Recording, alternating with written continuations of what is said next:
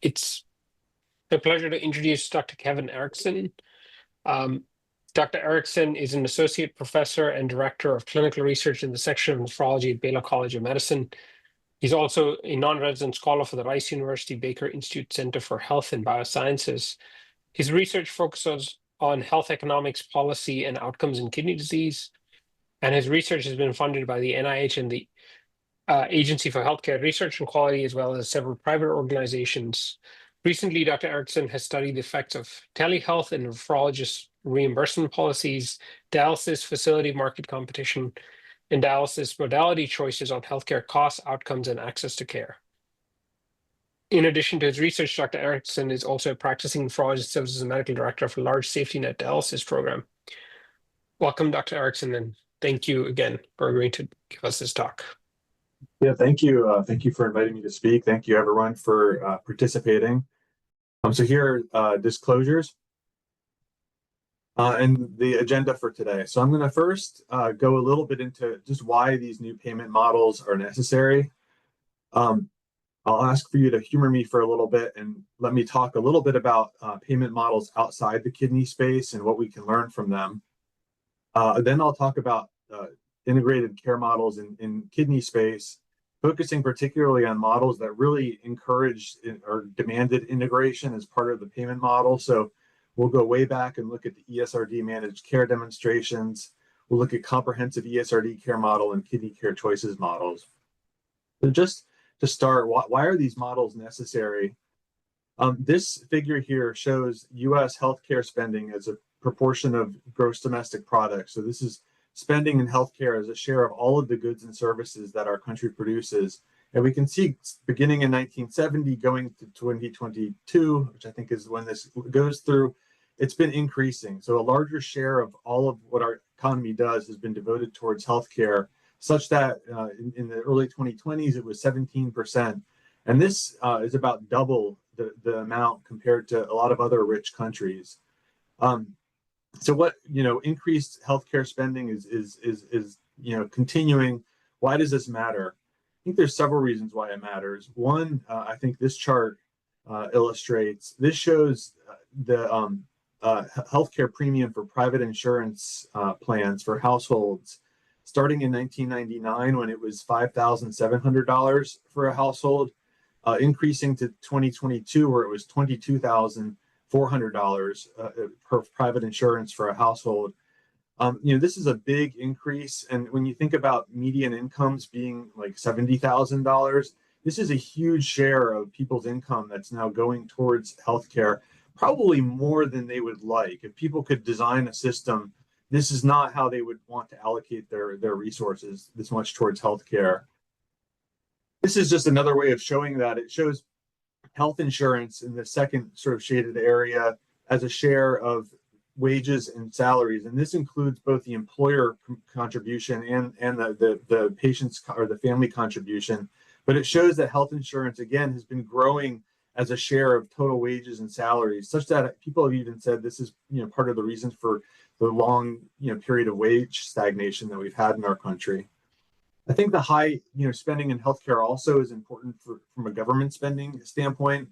Here we see the debt to GDP in the United States, and in 2024 we're basically at the levels where we were right after World War II, but it's projected to keep going up to what many would argue is unsustainable levels.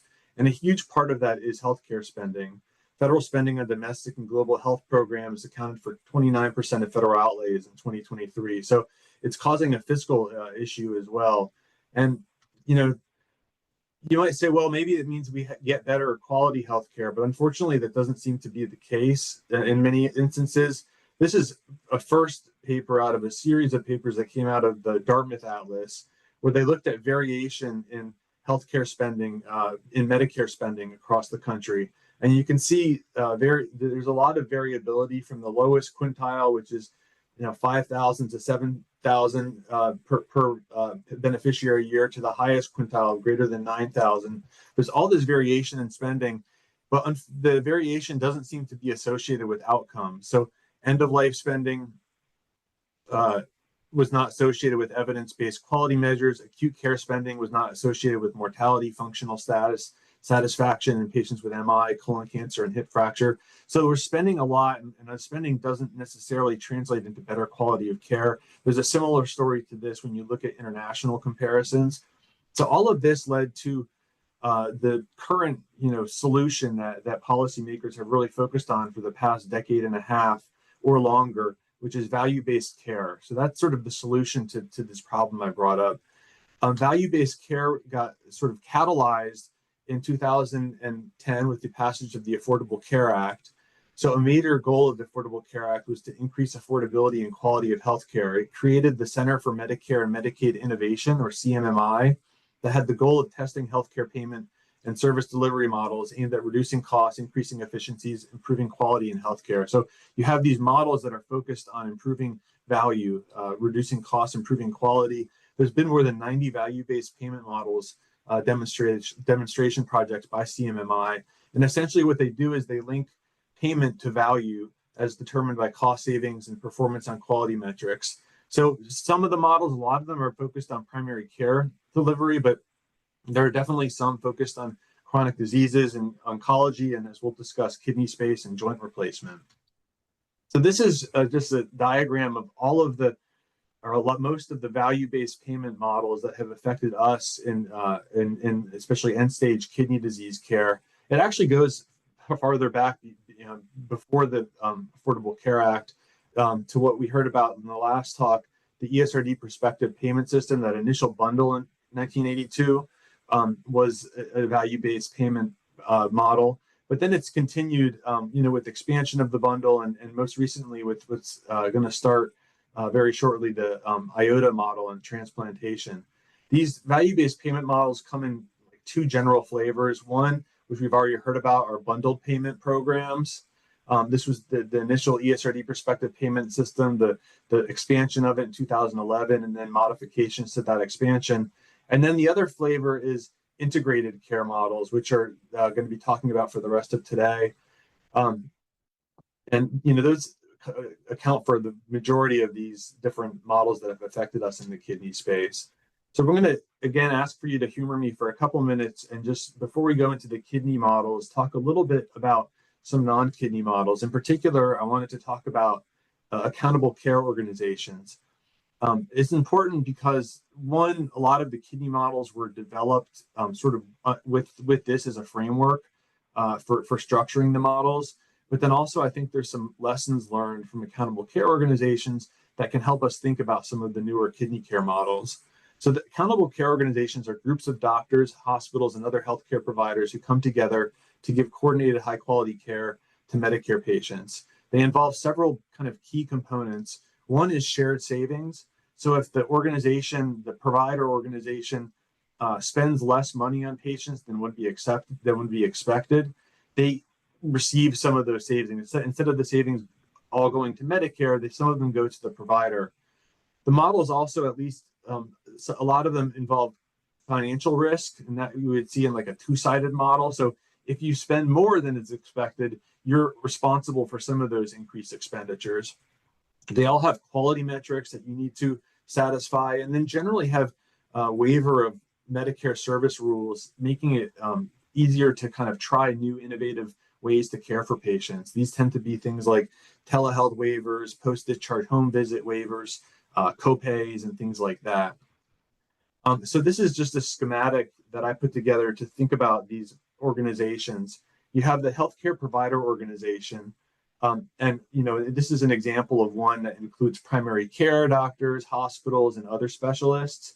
They're reimbursed for the services they deliver from, in this case, CMS, and they deliver care, they deliver quality of care, and they spend money on care.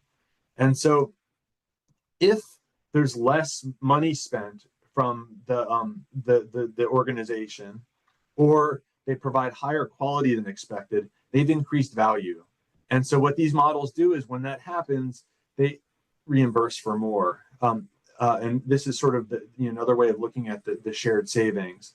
If, on the other hand, the organization has more spending than would be expected, or provides lower quality care, value has gone down, and in that case, reimbursement goes down. And so that's the basic idea behind these models and a lot of the kidney care models that we'll be looking at later. Did they work? I mean, they're still ongoing. There's still evaluations about these models, but a lot of them have been evaluated over the last decade or so, and the findings have been mixed in terms of whether they saved money. Here is a diagram just summarizing a lot of Medicare's value-based payment models, not all ACOs, but I've highlighted the ACOs in yellow here, where we see some of them, like the ACO investment model and Pioneer ACO, saved Medicare money, but some of them, like Next Generation ACO and Advanced Payment ACO model, didn't save money and might have lost CMS money. So a mixed review in terms of their success in saving money. But one interesting thing that was noticed is how the structure of the ACO seems to determine where savings occur. So you can think of this as in this diagram, we have an ACO that just involves primary care doctors. And you think of all the different ways it could save money. They could save money by reducing hospitalizations. They could save money by reducing post-acute care. They could save money by reducing care to specialists. And what we see is these primary care ACOs really achieve savings in all these areas: fewer hospitalizations, less use of specialty care, reduced spending on post-acute care. But the provider organization can involve other entities. So what happens if the provider organization involves primary care doctors and specialists? What we found there was, what was observed there is that specialty care was not reduced in these cases, although there have been reductions in things like hospital care and post-acute care. Finally, what if the primary care doctors are joined up with hospitals in the ACOs? Again, they found here that these ACOs don't reduce hospital services, but they did reduce post-acute care. So, and this kind of makes sense. You know, if you're an organization and you're a hospital and a primary care doctor, yeah, you might get shared savings for preventing hospitalizations, but you lose that revenue. So on net, you lose money by reducing hospitalization. So you don't have incentives to reduce hospitalizations, economic incentives, if your entity includes primary care and hospital. Similarly, if you include specialists, you're not going to have economic incentives to reduce the use of specialty care. So this led a lot of people to conclude, maybe the best entity, the best organizational structure for ACOs is just the primary care, because there's the most avenues for them to potentially lower spending. So keep that in mind as we move towards looking at these kidney demonstration projects and coordinated care projects. This ESRD managed care demonstration, I wanted to put in here mostly just to show this idea of integrated care is not new. We've been seeing a lot of this since the Affordable Care Act the last 15 years, but this notion that we can save money and increase value by integrating care has been something people have been looking at for about 30 years now.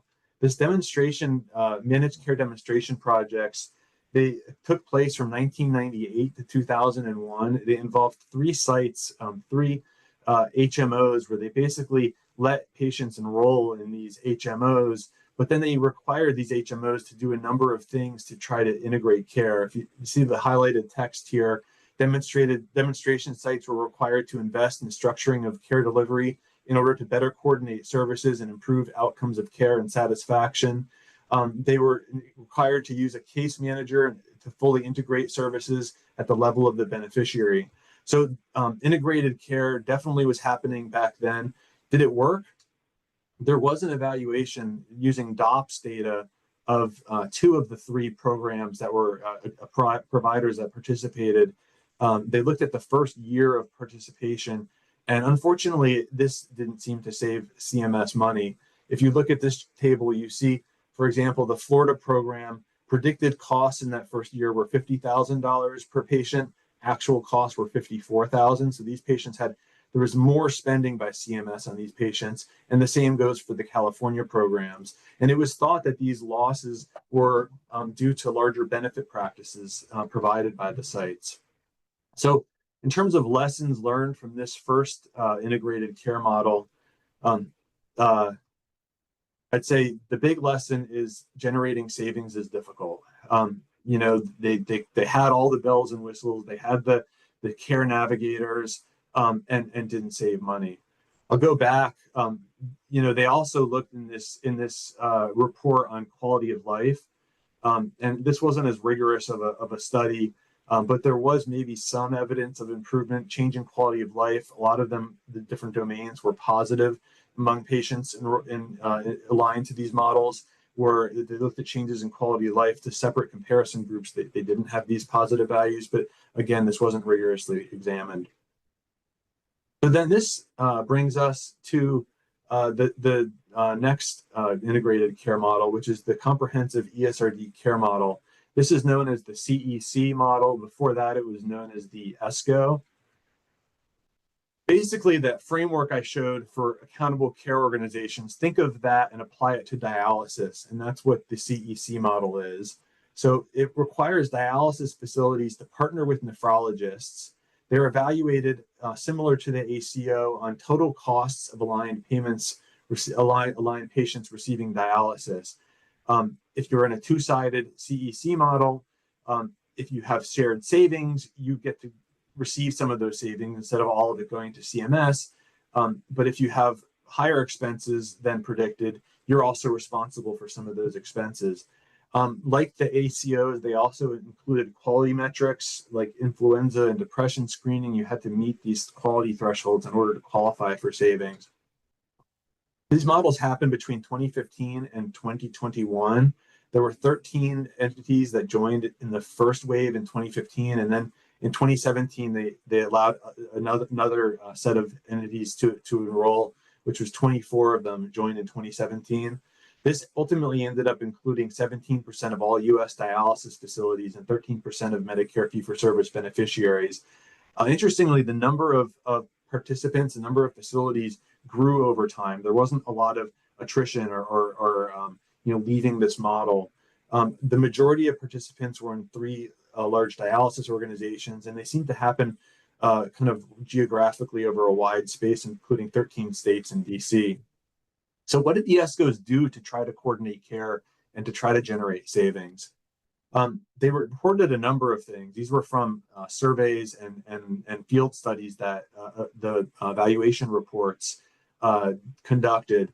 They reported partnering with hospitals, vascular surgeons, home health, hospice, and palliative care organizations. They reported enhancing chronic disease management, like medication reconciliation, coordination of dialysis care, trying to reschedule missed appointments, coordination with primary care, specialty care, and behavioral health. There were some efforts to risk stratify and identify high-risk patients who would benefit from these coordination services. And there were strategies to divert patients away from the emergency department and improve continuity of care following hospitalizations. Some of them, the participants reported having additional chairs and late shifts for missed dialysis treatments, which I thought was interesting. So how did these models fare? Did they work? This figure here shows spending for each year. Each bar is a separate year of the 5 years of the model period.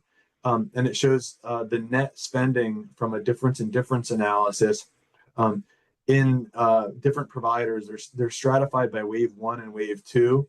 So if you look at the first 2 years of spending, especially for wave 1, there were net declines in spending. It seemed like this became moderated as the model went on, and the wave 2 providers had smaller declines in spending.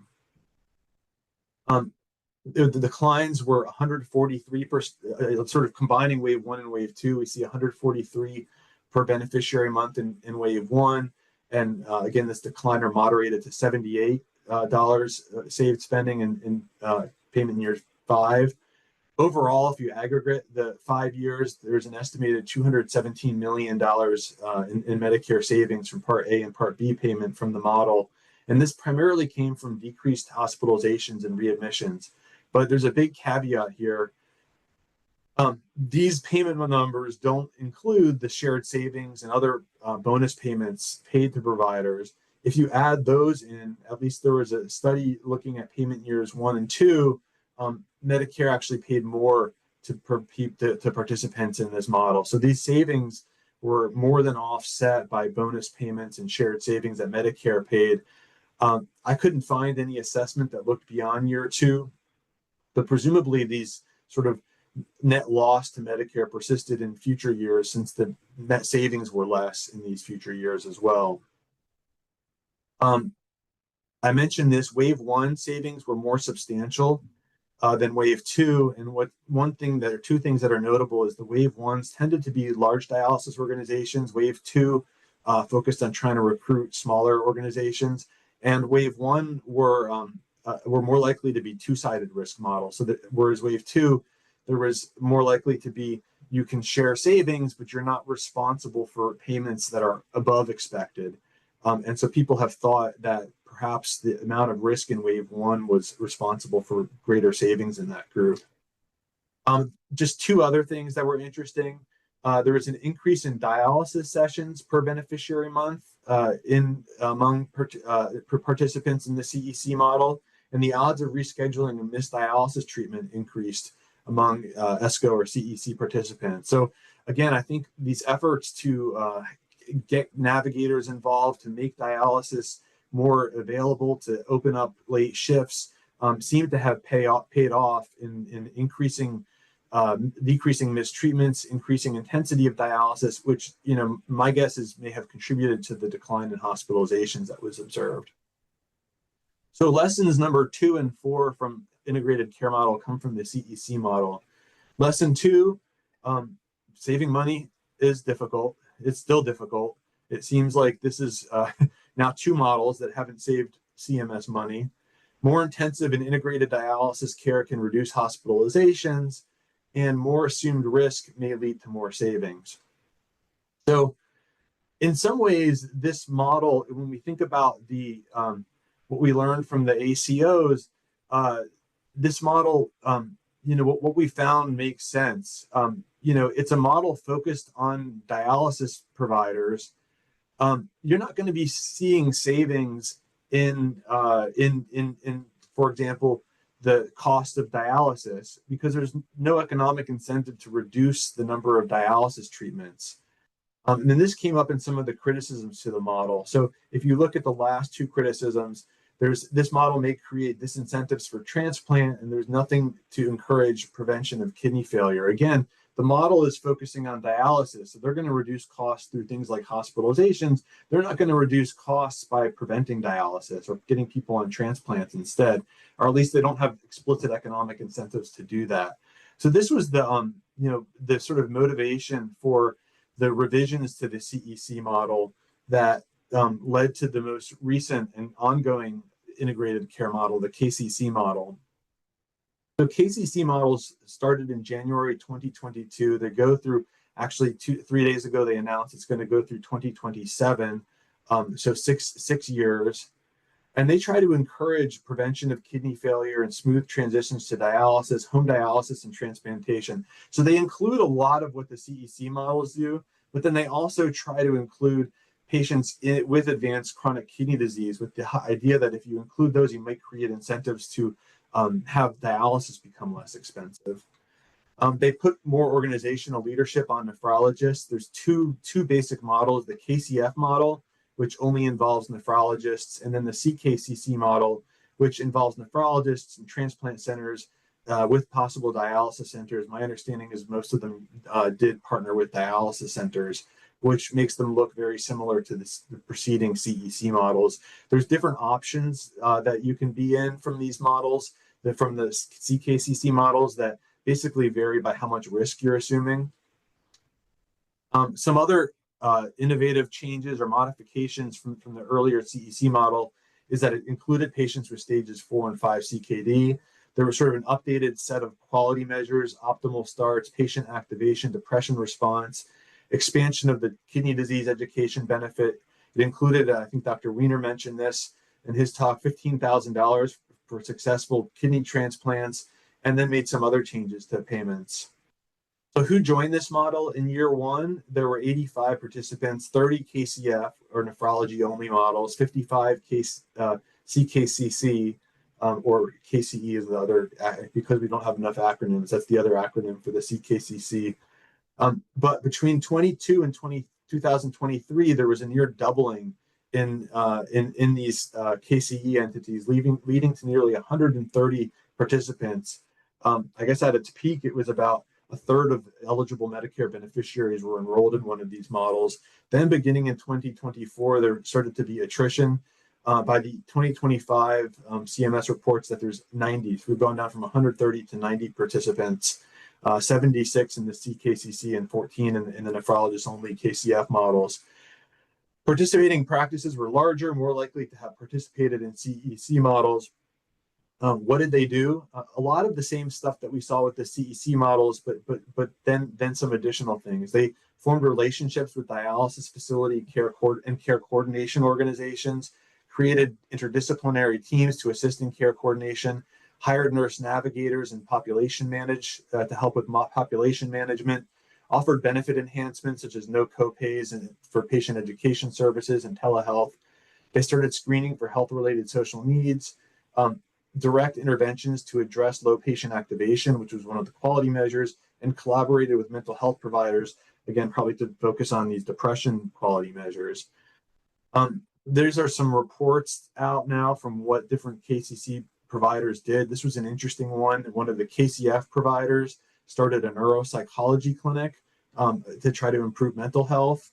And then we all probably are aware of all of these companies that started up in order to help integrate care. Cricket, Monogram, Somatis, Evergreen Nephrology. So a lot of new things, new innovation in the space in response to these models. Well, did they work? This is from the first year evaluation, where it looks like these models did lead to some improvements. There's improvement in peritoneal dialysis, improvement in kidney transplant waitlisting, optimal starts. So starting dialysis at home with an AV fistular graft or a kidney transplant, those increased. But interestingly, unlike the CEC model, there were no impacts on hospitalizations, ED visits, or readmissions in either of the two KCC models. Here we see costs, and unfortunately, there was no improvement in costs from these models. Both the CKCC and KCF models, the costs error bars cross zero. So these models did not reduce costs. I thought this was interesting. This is looking at dialysis utilization, where at least in the KCF models, we see a decrease in in-center hemodialysis and an increase in home dialysis. So maybe these KCF models were successfully shifting patients to the sort of less intensive home dialysis modality. Year 2 evaluation, at least a summary of it just came out 2 or 3 days ago, and actually showed that I think after you account for Medicare shared savings and other bonuses, there was an increase in payments for Medicare for the model. So similar to that old ESRD managed care demonstration, Medicare spending more for the model. There were more preemptive transplants and increases in home dialysis. Another thing to note is that over time, the amount of risk being assumed has increased, so that there's more entities in these global 100% risk sharing as time has gone on. So this brings us to lessons 5 and 6 about integrated care. Lesson 5, I'm going to say it again, it's really difficult to save money. It might be near impossible to save money with these models in kidney disease. Incentives targeting CKD can have benefits on reducing the intensity of dialysis care. And there's some remaining questions. Will savings occur as participants are assuming higher risk? If we think higher risk leads to more savings, maybe that'll happen in the out years of this model. Will focused models generate savings through reduced dialysis care? You can imagine they're not quite as invested in dialysis. Maybe there's more incentives to slow the progression of kidney disease or get people on transplant among nephrologists. That didn't seem to happen so far, and I'm not sure we'll have to see how many KCF providers there are for this last year of it when they're involved. And then how did recent developments like attrition, removal of the transplant payment, reduction in quarterly CKD payment, those last two things are new changes that were made 2 days ago. How will they affect the model? In summary, integrated payment models have been implemented in an effort to increase the quality of kidney care. Risk-based, value-based payment models have not saved money for CMS. They may be more effective when there's more assumed risk. Integration involving dialysis providers can reduce hospitalizations, but integration comes at an expense, and services within the integrated model are rarely cut. And so anytime you think about a model that's encouraging innovation, you have to weigh the benefits, maybe reduce hospitalizations against costs, which is, maybe you won't reduce something like the intensity of dialysis. KCF has a potential of reducing dialysis expenditures, but it hasn't happened yet. And with that, I'll stop. Thank you. Thank you so much for that really powerhouse talk about integrated care. Amazing. I think that we're running a little bit long, so we'll skip Q&A over the video, but maybe if you don't mind, Dr. Erickson, hitting the 1 or 2 questions in the chat about your talk. Yeah, sure. We'll move on to the next talk. Thank you again.